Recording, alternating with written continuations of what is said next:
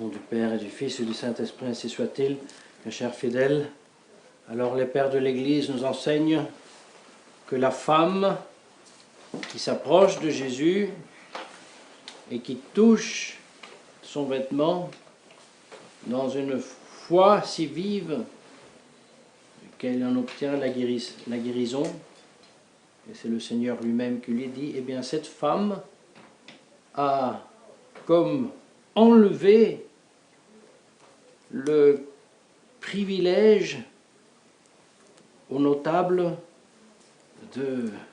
du 8e miracle opéré par notre Seigneur Jésus-Christ dans les évangiles, parce que ce sont les évangiles, bien sûr, qui nous enseignent qu'il y en a opéré beaucoup et beaucoup plus, mais le nombre des miracles écrits dans les évangiles ont aussi leur signification, parce que ça signifie que donc la perfection, c'est pas le peuple élu qu'elle a reçu, mais c'est bien les gentils, les païens. Donc la femme qui souffrait du flux de sang.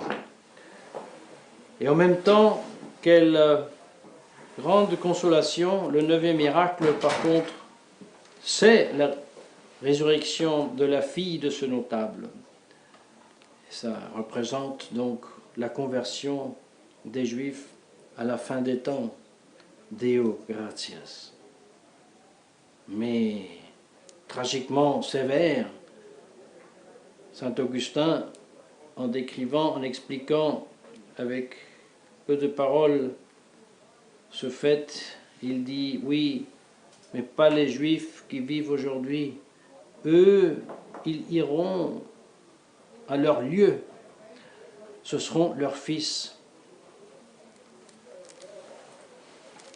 Eh bien, chers fidèles, que devons-nous faire si nous voulons avoir en nous cette foi de la femme et la foi aussi du notable?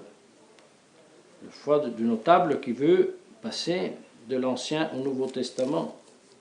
Que devons-nous faire? Eh bien, il faut tourner la page en arrière dans le missel et lire.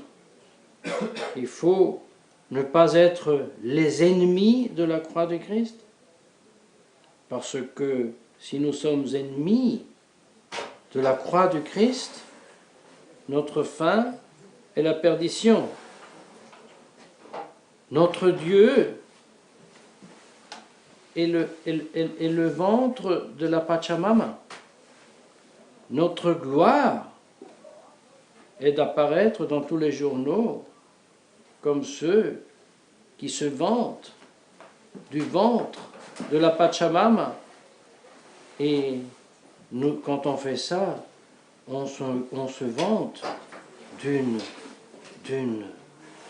misérable vergogne qui est cette idole. Parce que quand même, aujourd'hui, tout le monde sait à quoi le rite de cette Pachamama, à quelle abomination il est lié. Eh bien, si nous voulons échapper à cette damnation, parce que c'est une damnation, nous devons cesser d'être les ennemis de la croix et commencer à en être les amis. Comment donc faire pour être un ami de la croix du Christ? Sinon, en imitant l'amitié que Jésus-Christ lui-même avait pour la croix.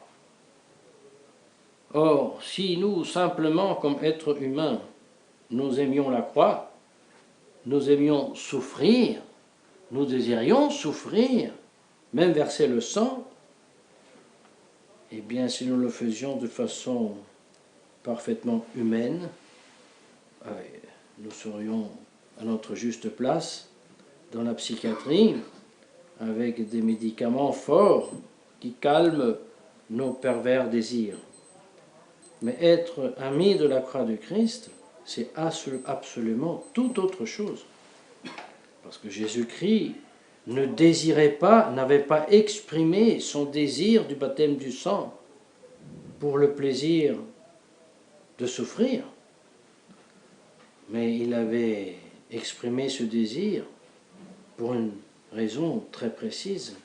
L'homme, Jésus-Christ, agissait en tant que personne divine, et l'âme du Christ voyait le Père et participait à la joie indescriptible qui est l'union du Père et le Fils dans le Saint-Esprit. Dans son âme humaine, le Christ mesurait donc la distance qu'il y a entre cette joie et cette gloire indicible et la misère et la perdition du genre humain qui avait perdu cette amitié.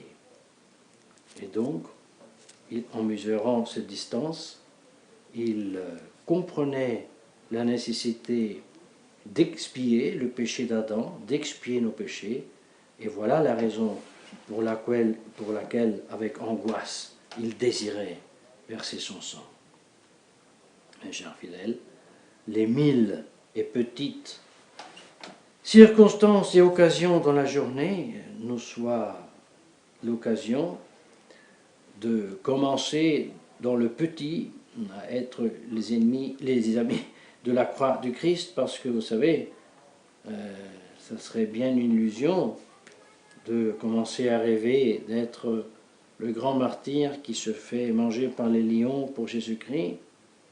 Et lorsqu'il se présente la plus petite contradiction quotidienne, nous réagissons avec hystérie et impatience.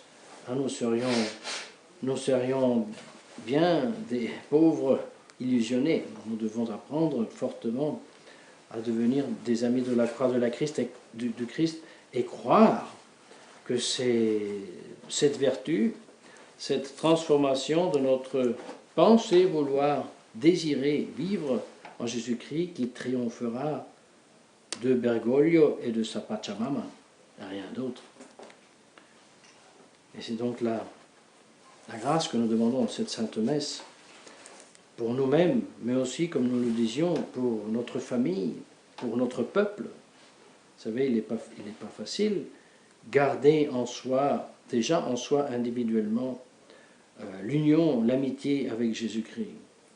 Il est très difficile de le maintenir aussi dans une famille, même dans une famille parfaitement catholique, c'est très très difficile. Et non, c'est pas difficile, c'est impossible parce qu'il n'existe plus le vivre dans un peuple catholique. Et là, il faut reconnaître que c'est le champ de bataille actuel. Rester simplement catholique, rester simplement fidèle à notre Seigneur Jésus-Christ. Et c'est pour cela que nous devons prier et pour nous-mêmes, pour notre famille personnelle, avoir cette charité comme la manifeste ici Saint Paul avec tous ses collaborateurs, la Evodia, le Saint-Ic, le Syzyge, le Clément, etc., etc.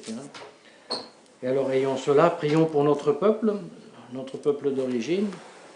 Nous prierons ici pour le pauvre peuple ici en Vénétie, avec l'eau qui vraiment met en grande difficulté la population, par exemple, de la ville de Saint-Marc. Chacun donc doit susciter en soi une vraie, les vives charité, aussi pour son propre peuple. Et non pas en dernier point, nous prions certainement pour la conversion du peuple élu. Parce que plus tôt il se convertit, plus tôt nous serons tous sauvés, parce que la conversion du peuple élu est l'un des signes plus certains de la fin des temps. Donc que le règne de Dieu arrive au nom du Père et du Fils, Saint-Esprit, ainsi soit-il.